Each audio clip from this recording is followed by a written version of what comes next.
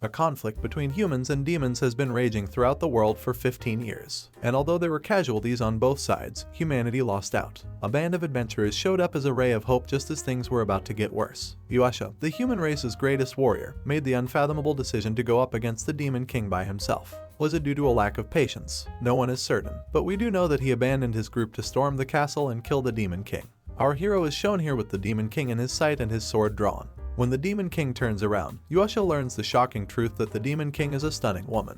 He then yells, "Are you the Demon King?" The long war with the demons ends here. She says, "Hello, hero," and he can't believe what he's seeing. "Who are you?" Yuusha yells, insisting that she can't be the Demon King. She responds that she is the Demon King that he was looking for. Of course, if she's the Demon King, why is she a woman? The Demon King explains that she is the 43rd holder of the title and that it is just a custom that has been passed down. The Demon King decides to reveal her crest as evidence because Yuusha still doesn't believe her, even though they even refer to her as the Ruby Eyes. Her crest is only visible in her cleavage, which is unfortunate or fortunate for Yuusha. Yuusha retreats but later maintains his position. He is the hero, and he must put an end to the Demon King's rule. It didn't matter whether she was a woman or not. He's got work to do. Then Ruby Eyes assures him that even if Yuusha swings his sword at her, she will simply avoid it and say hello to him once more. This worries our hero to the core. Why is she so composed? The Demon King now informs him that she has been anticipating Yuusha for a very long time. She spreads her arms open and declares her desire for Yuusha as the Demon King declares, "Let the curtains rise on the first and perhaps last play of our hero and the Demon King." Yuusha quickly rejects her and tells her not to be a fool after she says, "You will be my hero." The Demon King is not going to let them get away just because she is a pretty girl who likes him because so many nations have fallen because of him. He tells her that there was once a green, lush land that perished because of the way the demons darkened the sky. This is quickly refuted by the Demon King, who claims that a country with dark skies will cut trees and turn them into coal. They ruin their country. The Demon King assumes that Yuusha has never heard of the term pollution, which leaves him in a state of confusion. Yuusha warns her to stop playing games and claims that the Tin's country minister was possessed by demons. The Demon King sighed in response to this. Of course, if you do something bad and get caught, demons will start brainwashing you. Typical. Politicians frequently use it to clean their hands of dirt. The demon's mass murder of hundreds of people during the conflict with the southern nations is then brought up by Yuusha. He witnessed that firsthand. Although there were casualties, according to the Demon King, Yuusha claims that it was necessary because demons are by nature evil. Yuusha presents the Demon King with the scroll, which contains an economic analysis of the war as he approaches her, saying to him in response to his rants, "Who decided that?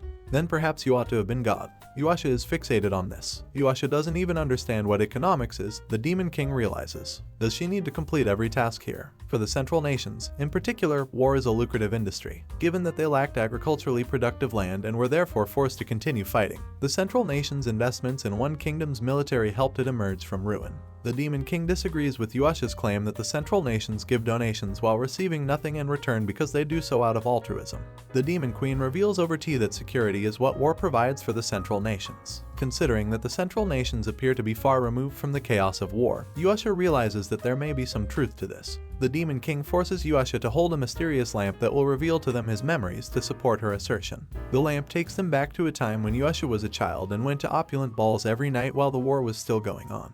He enjoyed lavish parties and delectable food because of the war, the Queen notes. The economy will suffer if the war is over, and many people will lose their jobs. The Queen continues as she discloses yet another ongoing issue as they return to the castle. However, the authorities wanted to appear that these fatalities are the result of demonic illness. Hearing this information makes Yuusha heartache, but she still doesn't accept it as true. And to make things fair, the Queen uses the magic lamp to let him see what's going through her mind. She goes on to say that because agricultural production in Yuusha's world has not increased, many areas are still in need and people will continue to starve to death. Only wealthy nations truly profit from this conflict. Food is necessary for survival, and at the rate humanity is progressing, all they will be able to do is wield swords. No, not hundreds of thousands. Numerous millions will pass away. In the midst of this, a blonde woman and an elderly woman walking through a snowy forest debate whether they should tell others that Yuusha has left them. They were once Yuusha's party companions, it turns out. They fear that they might mistakenly think of Yuusha as a coward. The blonde claims that Yuusha's slander will be too much for her to handle.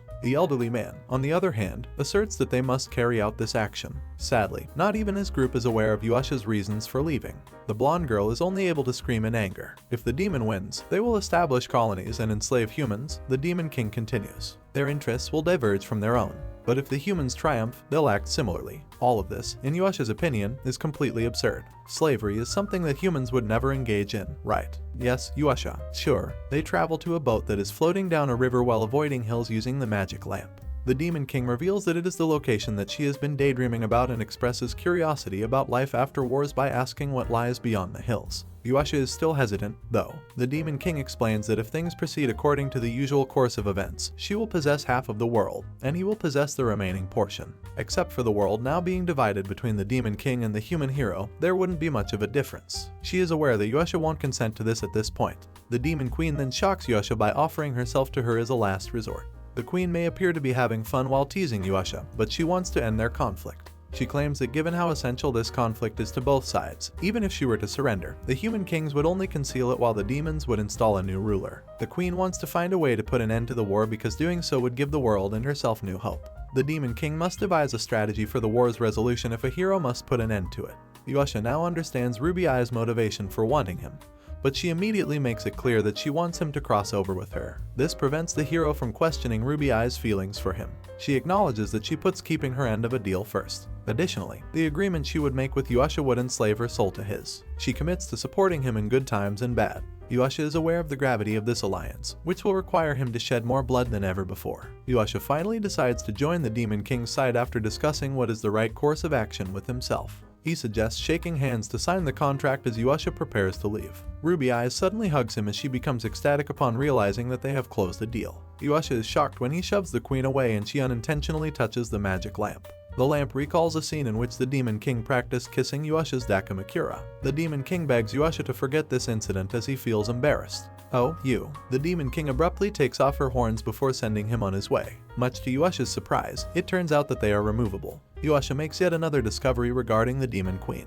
The Demon King and Yuusha visit a small human village to begin testing a strategy for putting an end to the war by making life better for the locals. The headmaid, who has worked for the Demon King since she was a young girl, welcomes them. The headmaid had a mansion ready for them, where they settle. The village elder had been informed of their arrival, according to the headmaid. The villagers have been told the Demon Queen is a scholar of divinity who came to study and instruct locals in new agricultural techniques to protect the identity of the Queen and Yuusha. The headmaid is instructed by the Queen that evening to spread a rumor that she and Yuusha were badly hurt during a fight.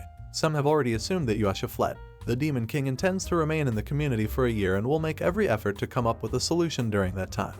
The following day, they go out and explore the area and find that the wheat that was planted in the same field has reduced the fertility of the soil. As a result, the villagers alternate their crops in the fields between summer, winter, and a year of rest. To provide the livestock with year-round food, the Queen wants to suggest a 4-stage crop rotation that includes a field of barley, clover, wheat, and turnips. Although the Demon Queen has many suggestions for how to assist the villagers, improving land management ought to be their top priority. Sadly, the village elder is still not enthused about the idea. The Demon King and Yuusha unwind together that evening by the fire. While walking through the fields, the Demon King exhibits her intelligence and grace like a real person of noble birth. She, however, transforms into a shy girl in front of her crush when she is left alone with Yuusha. The Demon King is having trouble communicating with him because she is afraid of being misunderstood. She gathers the courage to ask Yuusha to sit on her lap after Yuusha encourages her to say it out loud. Surprisingly, Yuusha quickly concurs, saying that the king can do whatever she pleases with him because he is hers. The Demon Queen is motivated to act on her long-held desire after hearing this. She approaches his face slowly. The horse neighs frantically just as she is about to kiss him, alerting Yuusha. Someone might be waiting outside.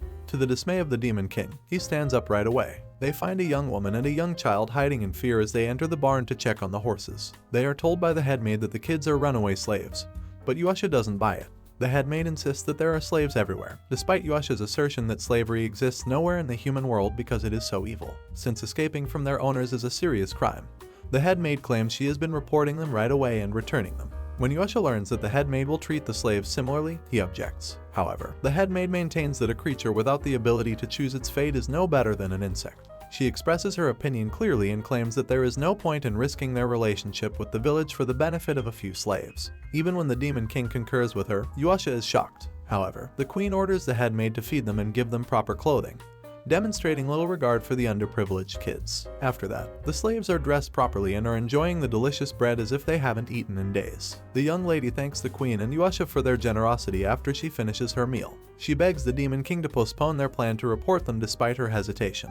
Before the king can respond, however, the head maid shows up and sternly reminds them of how dire things are, emphasizing that they will not be able to survive outside if no one takes them back. The young lady feels insulted by the head maid's way of speaking about them, so the little child defends her and assures her that as long as they stick together, they will manage to survive. The head maid claims that these pitiful slaves' attempts to survive only entail taking advantage of the kindness of those who will assist them. She does not appear to be moved by their words. They will only harm other people. At this point, Yuusha wants to get involved, but the Demon King stops him so he can watch what the head maid does next. They are reminded once more of the head maid's belief that only insects are powerless over their destiny. She makes clear how much she despises insects and how she will not accept people who are content with being nothing more than insects. The young woman is aware of what the head maid is saying.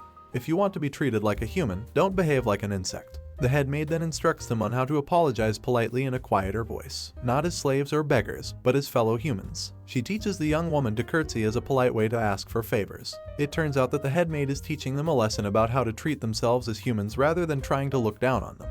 The Demon King immediately agrees, much to the young woman's surprise, when she suggests letting them stay in the mansion as maids. As time goes on, the young boy grows happier in the mansion and enjoys feeding Yuusha. She informs Yuusha that the Demon King is instructing them in a variety of subjects, including writing, math, and even how to prepare their food. And it led Yuusha to believe that, aside from going food hunting, he is not contributing enough. The only skill he can probably impart is swordsmanship, and he wonders if that would even help bring about peace. The Demon King is instructing the villagers in business practices in the meantime. A farmer, a son of a noble, and even a young woman who was formerly a slave are among her students. The Demon King teaches about economics and how the conflict affects it, causing many people to go hungry. However, the Demon King finds it difficult to persuade such a diverse group of individuals with disparate views on wars to contribute to its abolition. And why? Nevertheless, the Demon King and Yuusha keep looking for ways to improve the village's agricultural inputs. To see a convent, they travel to a nearby village. The church is a major factor in almost all human education and science. The Demon King is hoping that by using this organization's influence, she can help the village's agricultural reform. When they arrive, Yuusha is shocked to learn that the nun overseeing the convent is the female knight he previously worked with. Yuusha is slapped by the female knight as soon as she sees him because he led her to believe he had died. She does, however, also feel a sense of relief that her comrade is still alive. The Demon King introduces herself as a scholar and explains the situation. She concocts a tale in which Yuusha hurts the Demon King, but he is forced to flee after being attacked by armies of demons, which is how she meets him by chance and offers to take him in. Yuusha is now acting as her bodyguard as a token of gratitude. The female knight, who is confident in her account, immediately offers an apology for her actions. It turns out that the female knight declined the reward money given to them when Yuusha was pronounced dead because she believed it was wrong to make money off of the situation. She first turned into a knight to aid the convent. The Demon King observes Yuusha's worried expression as the female knight details everything that occurred after Yuusha vanished. One of their fellow knights, the mage, refused the reward and even traveled to the demon city to engage in combat alone, according to the female knight.